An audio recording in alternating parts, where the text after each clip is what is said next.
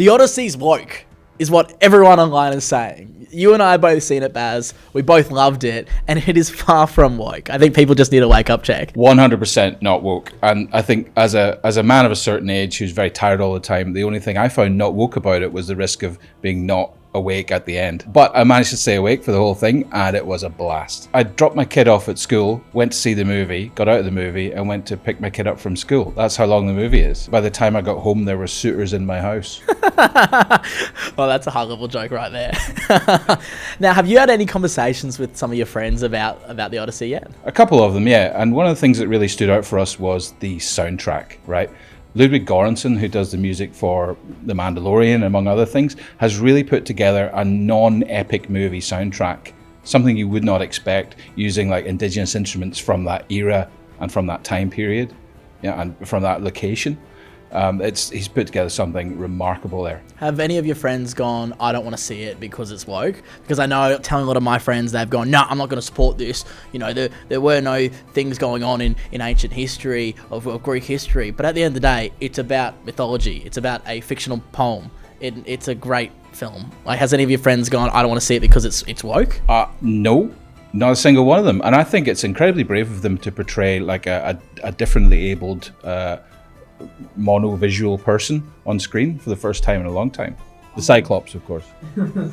Now, when I posted my career mail review, a lot of the comments that I did get were, I've gone woke, I've been paid because I liked it, and a matter of, what was another one I've got? The Greek history comment, and you know, I'm pretty sure there weren't Cyclopses in Greek history, or sirens, and I'm pretty sure Poseidon wasn't a real thing. I'm pretty sure there weren't witches, but I could be wrong. I wasn't alive back then. A lot of people saying that this movie's going to fail because it's woke. And we've seen the numbers doing pretty well. It's doing pretty well, yeah. Especially when you consider that at that length, you can't fit as many screenings in as you could with an hour-and-a-half movie. Well, it's not even just about the length, it's about the format as well. I know a lot of people are being pushed to see it in that IMAX vision. Here in Brisbane, we don't even have an IMAX screen.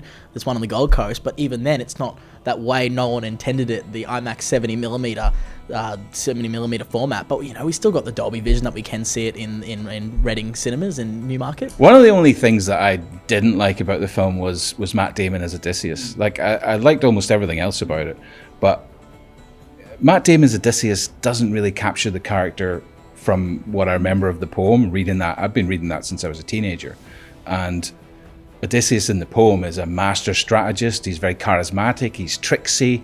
He's the smartest guy in the room. And despite people in the film telling us that he's the smartest guy in the room, he does not act like the smartest guy in the room. He's constantly getting his guys into danger. He's running back to the boat, chased by things he could never fight. He's not making smart leadership decisions. And he's just not happy. At any point, he's just sad all the time. And you know what? I can actually agree with you on that. I think his performance, though, was spectacular. But I think one thing for me is I'm not watching Odysseus on screen. I'm watching Matt Damon being a really cool action hero. A lot of people are complaining about the changes to the original source material. You know, there is no bag of wins, and a few other things are missing from that. At least we got that in the SpongeBob movie, though. Yeah. So, which is great to see. Everyone's going that SpongeBob made a better version of the Odyssey than the Odyssey did. Yeah. So, it's a great movie. It's doing great things it deserves, and I just love all the haters being put in their place right now, because there are comments from people that I've read going, this movie will fail, this movie will flop off the woke agenda.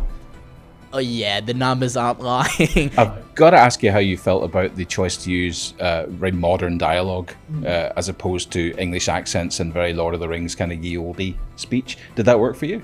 I think for me, in an age of audiences are, I don't want to say audiences are dumb, but it's like modern audiences need to consume things easily. We're on the age of everyone's on their phones and has attention spans of 2-year-olds. So it would be very hard to get up and do something like a Shakespeare, full Shakespeare rundown. Like Romeo and Juliet, for example, Baz Luhrmann's Romeo and Juliet, I think that does really well because it's the original Shakespearean text with a very modernized, stylized format, which can kind of make modern audiences consume it.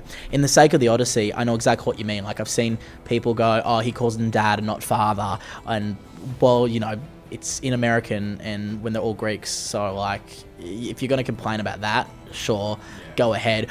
But I think the idea of the spectacle behind it and everything that does go on and the world that was built towards everything, it really engulfs you into the world without the dialogue. Just the vision alone. Do we think with the hype of Nolan's Odyssey that we could see other versions of the Odyssey? Well, I think it's great what's happening in film this year, because there have been a lot of films made by YouTube famous filmmakers like Obsession and Backrooms, and they're doing really well and they get made for, next to nothing. If someone can make Odyssey on a shoestring, a version of it that might be more faithful to the book or something, that I'd love to see that. I'd love to see them have a crack. Nolan's obviously put a lot of money into that. He's made it as accessible as possible to as wide an audience as possible, hence, the modern dialogue, etc. But if someone wants to do it all in ancient Greek and subtitle it, I think that would be great. I'd watch that. I think the next thing you and I are going to be talking about is going to be Spider-Man Brand New Day. That's going to be a big one. You and I are both excited for that. But to catch up on everything movies and entertainment, head to couriermail.com.au.